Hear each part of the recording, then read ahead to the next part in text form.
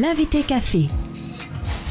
C'est l'un des deux candidats à la présidence de la Chambre de métier de l'artisanat de la Guyane. Quels sont ses projets et ses motivations? Nous en parlons tout de suite avec Philippe Alcide Di Clausel.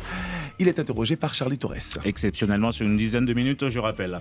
Bonjour Philippe Alcide Di Clausel. Bonjour Charlie Torres. Alors après 22 ans de chambre, vous vous sentez aujourd'hui pousser des ailes pour être calife à la place du calife aujourd'hui? Alors, petite correction, 22 ans comme artisan, 6 ans seulement à la Chambre de métier. Non, tout simplement, je vais répondre. Il y a 6 ans, j'avais une liste pour être aux élections de la Chambre de métier. Quand j'ai rencontré Harry Contou, il m'a dit « Viens avec moi, on va faire quelque chose ». Son programme me semblait intéressant. Je l'ai rejoint, j'ai cassé ma liste. Et aujourd'hui, il est moins ce programme? Il n'a pas respecté le travail, il n'a pas respecté les donnes. Vous voyez, aujourd'hui, ça a été plutôt, je dirais, quelqu'un qui a mis à mort la Chambre des métiers et le CFA. Malheureusement, dommage pour lui. Voilà. Alors effectivement, depuis quelque temps, vous vous êtes lancé dans une véritable fronde contre le président Contou. Alors, divergence de fond ou affaire personnelle? Pas de fronde. Simplement, je viens de vous dire qu'on était parti sur un programme qui n'a pas été respecté. 6 ans. Qu'est-ce qu'il n'a pas respecté précisément? Il n'a pas respecté le programme. La Chambre de métier ne fonctionne pas aujourd'hui. Sur quel point? Un exemple. Un point, tout simplement. Je viens sur le CFA. Le CFA, en 5 ans, a perdu totalement de son effectif. En 2011, on avait 442 apprentis. Aujourd'hui, on est à 303 apprentis. Le CFA, 3 directeurs limogés en moins de 2, sans procédure. Vous voyez, une chambre CFA qu'on a mis KO totalement. Voilà encore une opération. Je peux prendre d'autres exemples. La chambre de métier, le personnel au mois de juin, c'est pas moi qui le dis, ils ont débrayé parce qu'ils en ont marre. On a besoin de stabilité. Les artisans que nous sommes, nous rendons dans la chambre de métier, le service n'est pas rendu.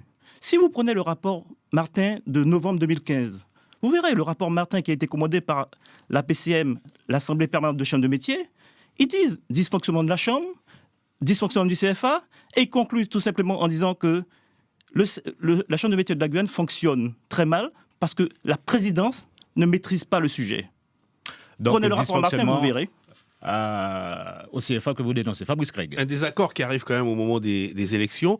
Vous êtes, si je ne m'abuse, en tous les cas, vous avez été premier vice-président de cette chambre. Vous êtes quelque part solidaire de ce bilan? Ce n'est pas un désaccord qui arrive. Enfin, aujourd'hui, ça arrive sur la place publique. Mais nous avons cessé de le dire, nous l'avons écrit. Je prends exemple ce mail que je viens de recevoir du secrétaire général de la Chambre de métier. Ça fait 1 an et demi qu'on réclame les PV de réunion, d'Assemblée générale. Le secrétaire général nous écrit, lundi 3 octobre, le président souhaite que les envois soient différés. 1 an et demi sans procès-verbal, 1 an et demi sans rapport. Comment vous voulez qu'on fonctionne? On le réclame à l'intérieur. Aujourd'hui, vous l'apprenez parce que nous sommes aux élections. Mais la Chambre de métier ne fonctionne pas. Rétention d'informations. Rien ne fonctionne. Alors, Philippe Alcide Di Clausel, d'autres comme vous ont ouvertement exprimé leur désaccord à la politique Contou et ont démissionné. Et vous, non? Non, je n'ai pas démissionné. Pourtant, cela a été évoqué à un moment donné. Je n'ai pas démissionné, j'ai réfléchi, j'ai été élu par mes pairs, je suis un homme d'engagement, je suis un artisan d'engagement, et tout simplement aussi, je n'ai pas démissionné parce qu'il fallait rester pour dire ce qui ne va pas, et j'avais la présidence du conseil de formation. Je vous rappelle, le conseil de formation, c'est une structure autonome qui finance la formation transversale des artisans. Nous avons, en 6 ans, formé des artisans, financer la formation des artisans. Nous avons financé à hauteur de 180 000 euros par an. Nous avons mis 30 programmes en place et nous avons formé 250 artisans par an. J'ai fait un réel travail, une mission réussite. Il n'y avait pas question de démissionner. J'étais au service des artisans. C'est normal, vous dressez un bilan positif de la structure que vous dirigez. Je vais vous dire tout simplement, c'est lisible, c'est publié, rien n'est caché. Et cette structure était coiffée par le commissaire du gouvernement. Véronique Betts. Alors, vous parliez du CFA il n'y a pas très longtemps en disant ça, rien ne va plus au CFA, mais il y a les finances. On ne peut pas faire plus que ce qu'on a. Le porte-monnaie de la Chambre de métier était vide à l'arrivée d'Henri Contou, il est toujours aussi vide. Vous me laissez un sourire. Vous savez, quand un président de Chambre de métier qui défend l'artisanat ne paye pas sa taxe d'apprentissage, savez-vous que la taxe d'apprentissage, c'est l'essentiel du financement du CFA? Enfin, c'est pas juste la facture. Mais je vous donne un exemple clair quand vous dites ça. Mais quand vous dites le CFA ne fonctionne pas, oui, mais est-ce qu'il avait vraiment les moyens de faire fonctionner un CFA? Je vais vous dire que nous sommes en 2010. le CFA fonctionnait. Je suis désolé, je suis témoin du fonctionnement des CFA. Aujourd'hui, le CFA ne fonctionne pas. Aujourd'hui, le CFA déclare. Mais en 2010, comme nous sommes arrivés aux affaires, je suis désolé. Pourquoi ça ne fonctionne pas? Parce qu'on a limogé sans cesse la direction. 3 directeurs de CFA limogés. Je crois que le sujet n'est pas là aujourd'hui.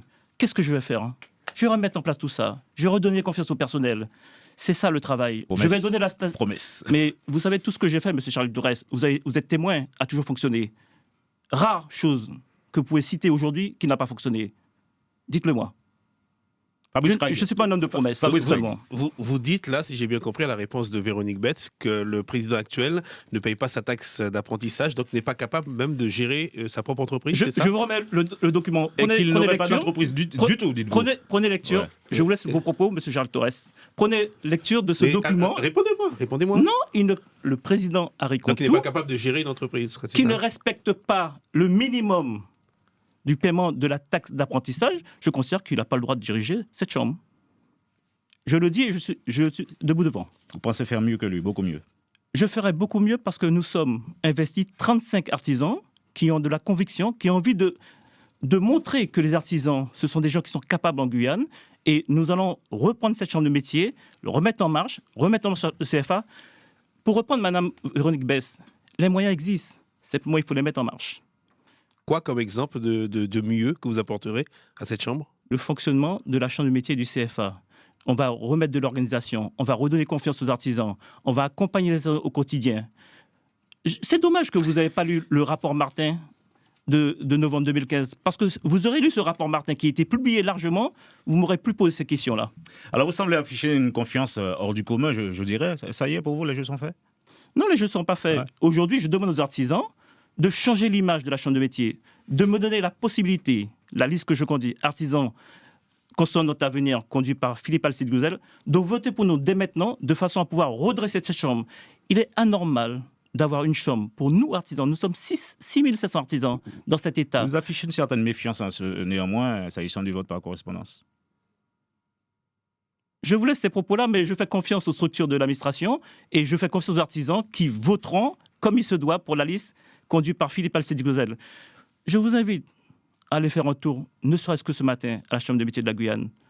Faites des photos et publiez, vous allez voir. Véronique Betts. Alors, vous disiez, les moyens sont là, mais il faut les mobiliser. C'est ce que vous m'avez répondu il y a 2 minutes.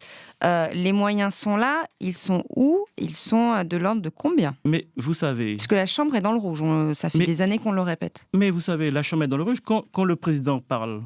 Aujourd'hui, c'est vrai que je suis triste de voir que la Chambre est dans le rouge. Aujourd'hui, le président a creusé plus de 450 000 € de dette en 2 ans. Les fournisseurs qui nous écoutent ce matin sont en souffrance. Oui, et donc l'argent, vous le trouvez où pour votre programme ambitieux, relancer l'apprentissage, relancer, etc. Je ne vais pas dévoiler comment je vais faire pour le trouver, mais vous savez, le financement est là. D'autres chambres fonctionnent, d'autres trucs fonctionnent. Et je dis tout simplement ce qu'ils sont de méthode et de savoir-faire. Donc vous allez trouver de l'argent? Oui. Pour cette université d'artisanat notamment. C'est un projet ambitieux quand même. C'est un projet ambitieux, mais c'est un projet qui va être monté crescendo. Premièrement, il faut remettre le CFA en marche. Une fois que nous mettons le CFA en marche, nous allons travailler sur le dossier. Nous allons recruter un directeur, puisque vous savez que le CFA ne peut pas fonctionner sans directeur. Et aujourd'hui, voici un CFA qui fonctionne sans directeur, avec moins de 250 apprentis. On vous dira tout, mais c'est publié. J'ai emmené le document, hein. Il ne faut pas écouter ce qu'on vous raconte, il faut aller chercher les documents, vous êtes des journalistes. Les quelques 5000 artisans appelés aux urnes jusqu'au 14 octobre pour l'élection du président de la Chambre consulaire, la Chambre de métier et de l'artisanat de Guyane. 2 candidats en lice, je rappelle, Philippe Alcide Diclosel et Harry Contour, le président sortant que nous recevrons demain matin ici à la même place dans Mayur Info. Philippe Alcide Diclosel, merci d'avoir répondu à nos questions. Je vous remercie et je demande de voter pour la liste que je conduis. Tête de liste, Philippe Alcide Diclosel. Merci.